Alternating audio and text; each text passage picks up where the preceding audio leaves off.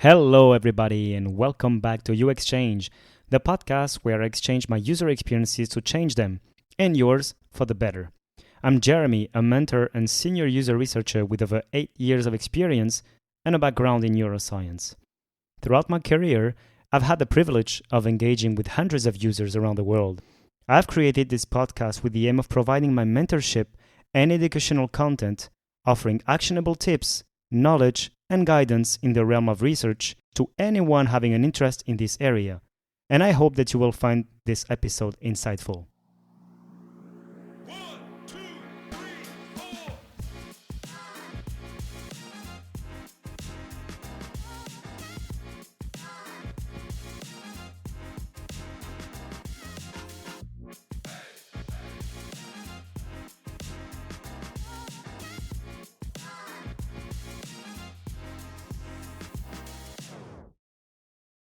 Hi, everybody, and welcome back.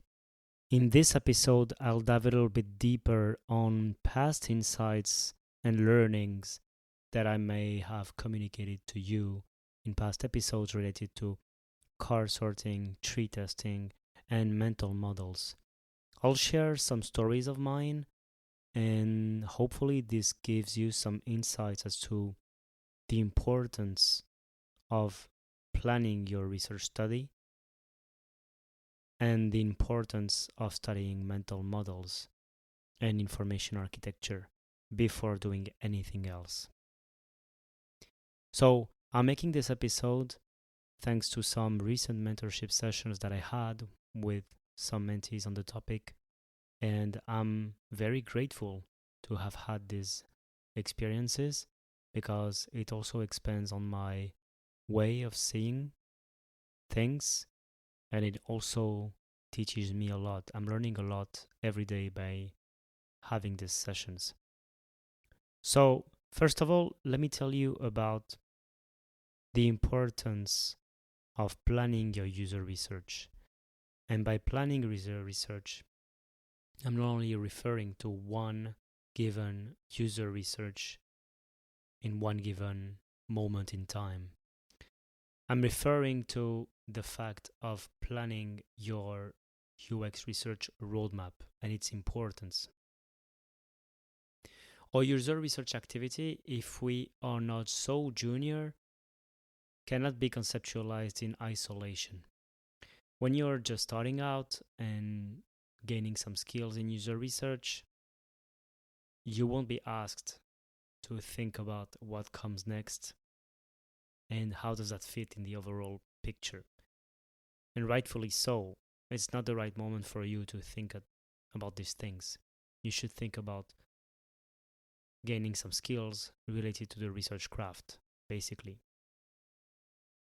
But as you grow in user experience research, you have to start to see each user research study as part of a more global picture, as part of a story.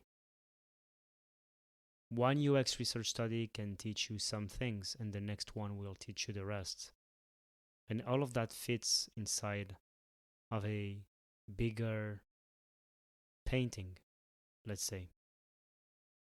So let me give you an example.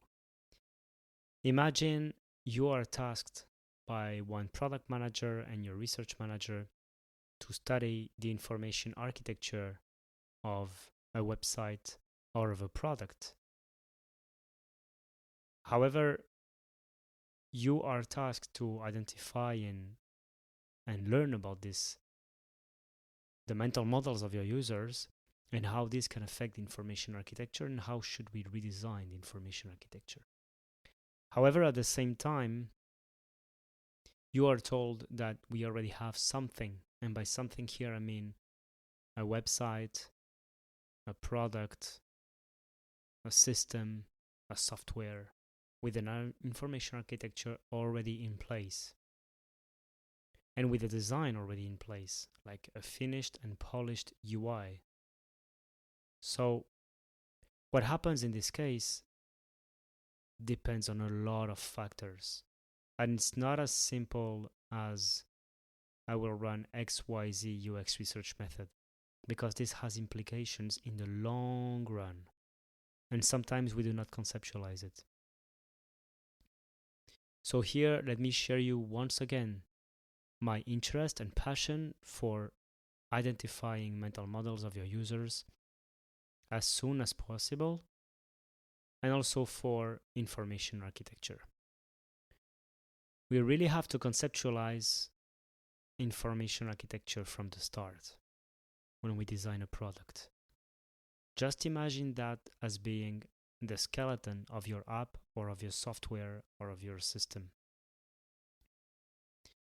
And I like to think in the atomic research framework. For those who don't know, atomic research is a topic I really like. It's about subdividing UX research insights into, let's say, parts until we cannot divide it again, just like atoms and molecules can be conceptualized, basically. So you have for instance, the insight, the fact, and the evidence, and then the recommendation.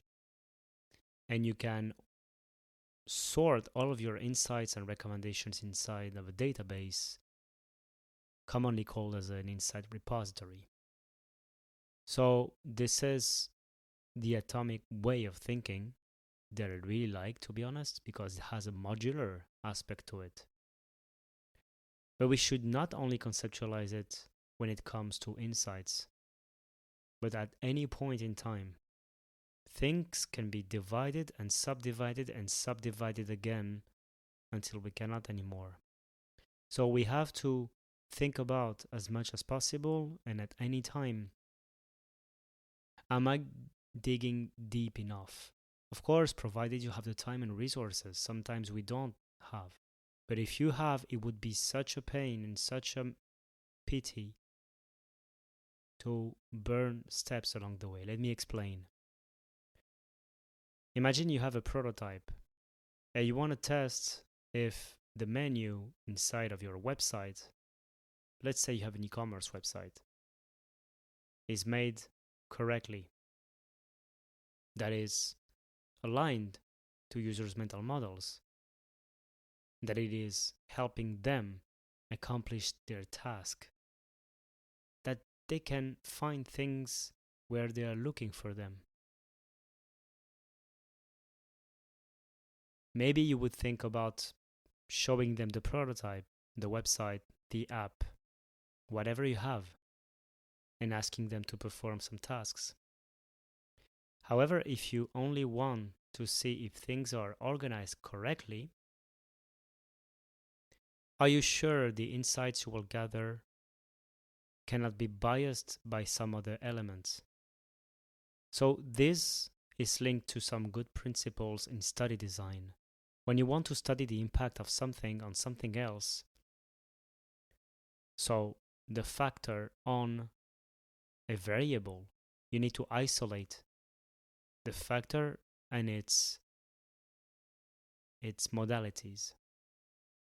So if you test a finished product with a polished UI, with colors, behaviors, animations, navigational elements, and so on, you will test how users can find things, but you will not be able to tell if it's only due to the structure of the website, because it can be due to something else as well. It can be due to the fact that a pop-up guided your users. It can be due to the fact that an icon guided your users, then an illustration guided your users, that colors as well, or the disposition in columns, and so on and so forth. There are so many things that are not linked per se to your structure, but that will impact your users' mental models and their navigation and the probability with which they will find something. Ultimately, it all contributes to the same goal. However, you cannot hope to solve a bad information architecture with more navigational elements. You cannot say, okay, if my menu is this way and this is badly done and we know it's badly done, but we will add some messages along the way to guide users. Looking for XYZ here, maybe try there, and so on and so forth. So the point here being that if you want to test information architecture and that you want to redefine it, and so should you at the start of every project, you should start by that and only by that. So let me conceptualize something here and try to communicate my point. If you have a website, this website as a polished UI and finished version, let's say, will be the tip of the iceberg to your users. Your users will see, let's say, in the same way we see someone with clothes on them, or we see a house with the walls being painted. We don't see the structure. However, if the structure is bad, the rest cannot follow, basically. So let's subdivide things progressively. Okay, I take a finished website, I take away all the information that is not relevant to the structure, the skeleton. What do I have left? I have a tree. I have a tree with links between elements. But this is already a structure, and this is already a hypothesis of how things are linked one to another and how they are organized and how they should be. But let's take a step back even further. How should we conceptualize this website or this app? Probably we should take away the links between elements. Probably it should just be topics and categories. And let's take it a step even further. No categories, just topics. And let's take it a step even further. Well, nothing. We identify what the users are waiting for, what the users are expecting. So we can already understand that these are steps we have to go through when we design a product. We first need to know what is needed from our users. And then we need to know from what is needed, what features should my product have to meet my users' needs. Once we know the features, we need to know how should we call them and how should they be organized so that my users can find them easily. And once we have that information, at that moment and only at that moment, we can think about how can we navigate these sections. And then, and only then, we can think about finished and polished UI, adding colors, adding navigational elements, adding, let's say, motion, design, and so on and so forth. Things have to be done step by step because you can communicate so much with only text and then how things are interrelated with one another. So that you take every single element of your design so that it will bring the most to the table and not being here to correct other mistakes that you have made in the past. So that's more or less how the design process should be. Then that is the ideal way, and it's not always this way we should do. However, we can do. However, just know the trade-offs. If we don't do it this way, at some points we might face some hiccups along the way, and we might have to make some concessions. It's okay, but we need to understand what can be the consequences. And so, as I said in previous episodes of the podcast, for all these situations that you face, each one of them being related to a design maturity of your product, being what would be the features, and then how should it be organized, and then how can I make the navigation as intuitive as possible between categories and between topics. What is interesting is that for each one of these topics and steps, we have research methodologies that go along with it. So, as I said in previous episodes, if you want to understand how your users conceptualize things, how they relate things one to another inside in their mind, the best methodology for that is card sorting. It's not the only one, as I say in another episode. It's not the only one, but it's the best by far. And so once we know that, we know how can things be related in their mind. So how maybe they could be related in our product so that it matches their mental models. And again, I'm not saying it should always be this case, because sometimes new products emerge and they change our way to see things. And sometimes that's for the best, because we discover new paradigms and new way of working and new way of doing things, and that's for the best. So I'm not saying that it should always be this way. I'm just saying that this way reduces tremendously the risks when we take decisions. So you have the open card sort, which allows you to ask your users to sort things into categories according to what makes sense to them. And they create the categories they want, and they can give names to categories. And this is good for when you don't know, you absolutely don't know what should be the relationships between your topics. Once you have that, you can move a step closer to a higher maturity by doing a hybrid card sort. So you have some categories for which you're confident, but there is still room to create. And then you can move one step closer with a closed card sort, in which you impose the categories and you ask them to sort cards into these categories. That will help you to validate if these categories are used and if people understand them. And then you can test, once you know the categories and what's inside of each category, if people can find these topics. So that's why tree testing is a good methodology here and is oftentimes called reverse card sorting. We can also imagine that for all these methodologies, we can either do them moderately with a few participants and asking them questions along the way so that we can understand better their rationales and their mental models. And then we move one step closer to a closed version with higher number of participants, unmoderated. Sorry, I said closed, I meant unmoderated.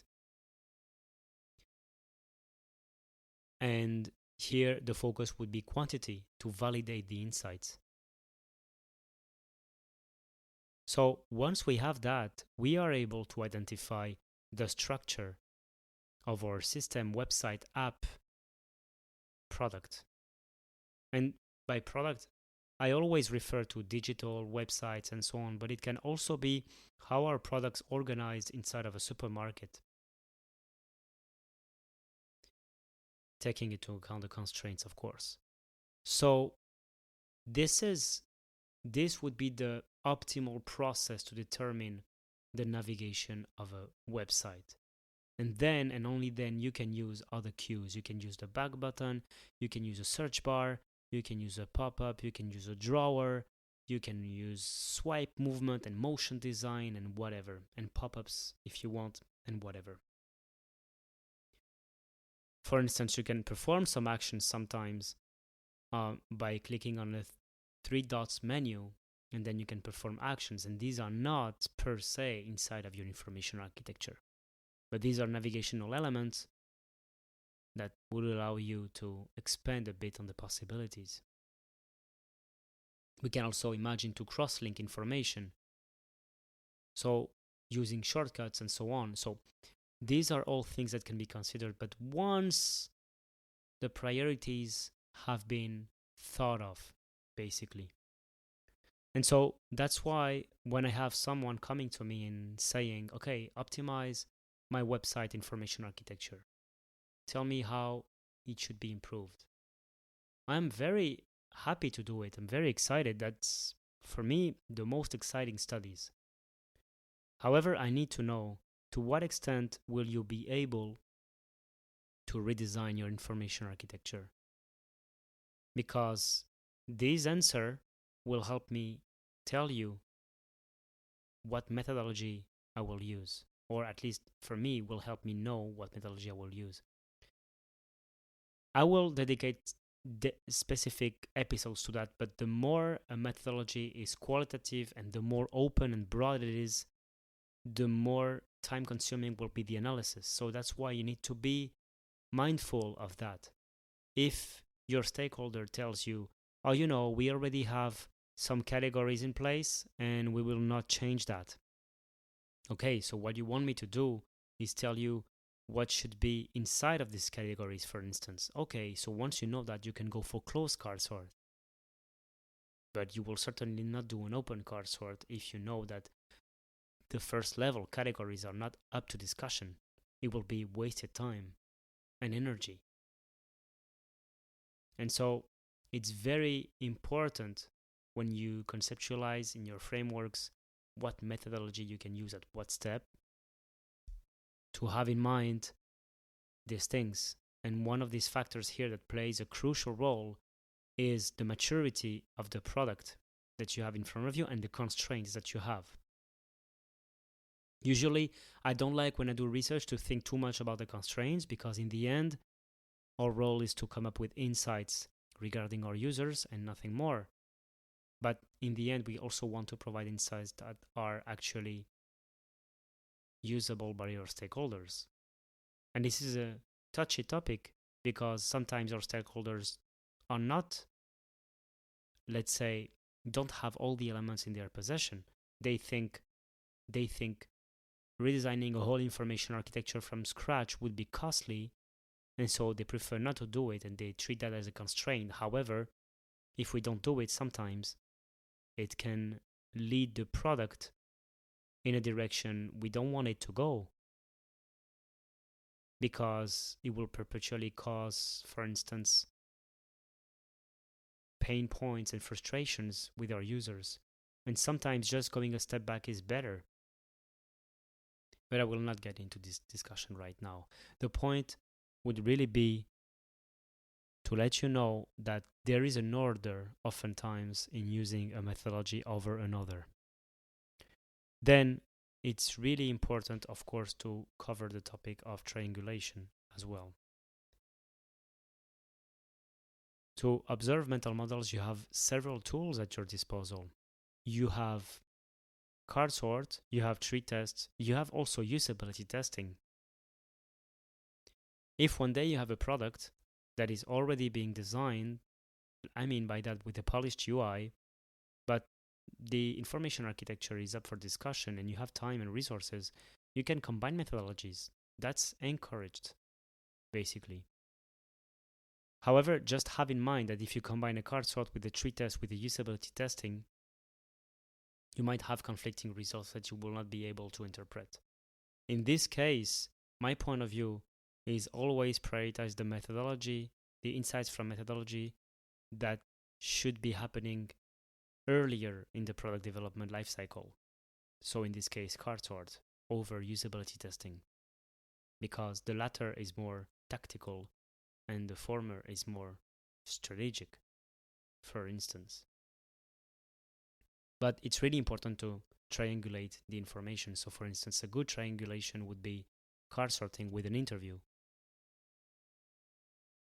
So that would be what I wanted to communicate regarding card sort.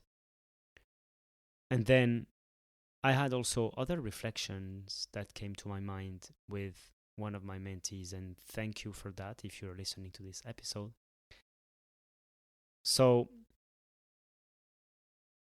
we usually do card sort to identify what should be inside of categories. and we come up already with the topics. And we see how users group them.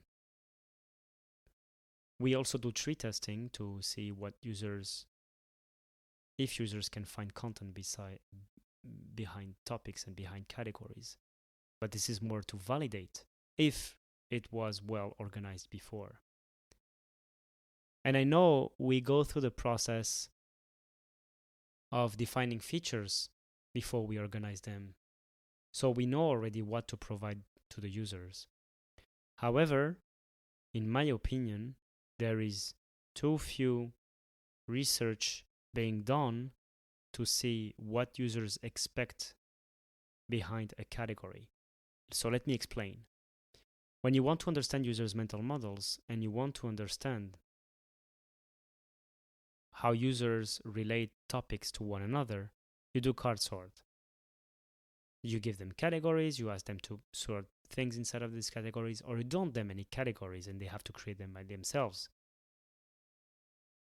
But I realized recently it would be really great before a card sort to ask people basically, here are some categories. What do you expect to find as a content behind each one of them? Because this would be the opposite of a card sort, basically. And that would complement the results of a card sort. Then you can see to what extent it matches.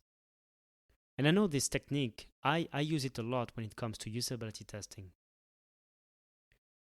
When I give a task to my users, before they do the task, I ask them, what do you plan to do next? And what do you think will happen?